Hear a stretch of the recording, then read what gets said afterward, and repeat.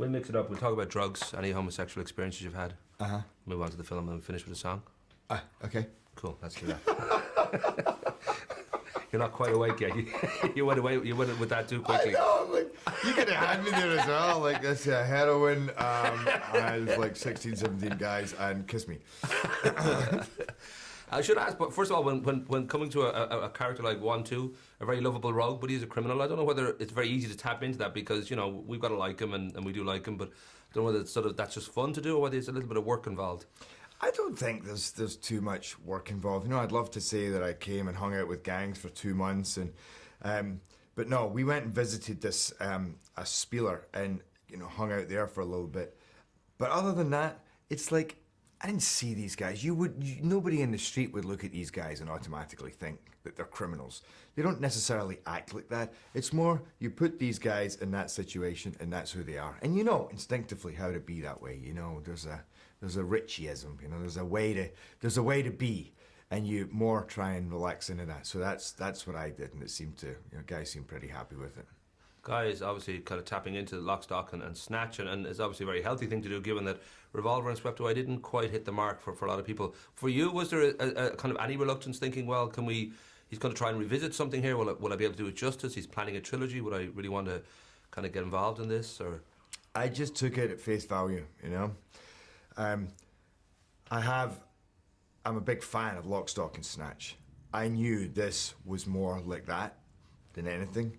And I also knew it was Guy Richie. The point is, he made those movies. I think with other directors, you might be a little more cynical, but I read the script. I loved it. I loved my role. I looked who else was in the film, and I thought, you know what? This is going to be a riot. That was it. It was just, this is going to be a lot of fun.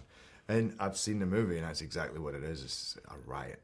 I've met you a few times over the years since your first film in '97, Mrs. Brown, and then there was moments, especially with things like Phantom of the Opera and with Dracula and all that, just seemed like, oh, this is going to happen. This is the film, and really the film became 300, which was sort of, you know, later on. I don't know whether it's everything you imagined in regard to just breaking through like that, whether it was a real wonderful kind of sense of achievement, or whether it was just another day at the office, or.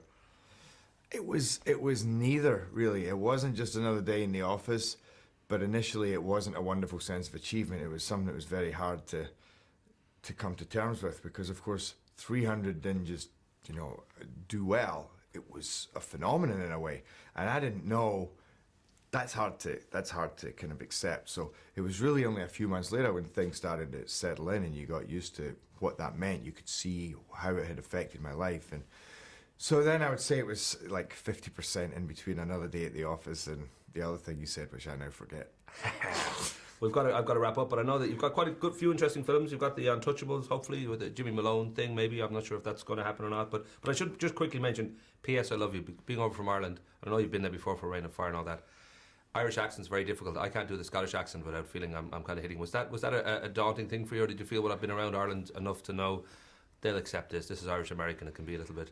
I was hoping they'd be quite forgiving of me being a kind of little Scots boy whose whole family are Irish, because they really are. You know, my family are from all over Ireland. So, and I also thought the film, when I read that film in a very kind of innocent way, I thought it was so kind of beautiful towards Ireland and the Irish people. So I thought I'd just go in there and do my best. And I noticed that people, when they bring it up, they try not to say anything. I get the feeling it wasn't that great, because they don't go, it was awesome. They go, so the Irish accent. And I can tell that it was fine. It was fine. But if you want to apologise on it, you're perfect. I would like to apologise to the nation of Ireland for completely abusing your accent. I realise that it's a much more beautiful language and accent than what I gave. But I tried my best. I made you look like funny people. Rock and roll. Lovely to talk to you, sir. Cheers, man.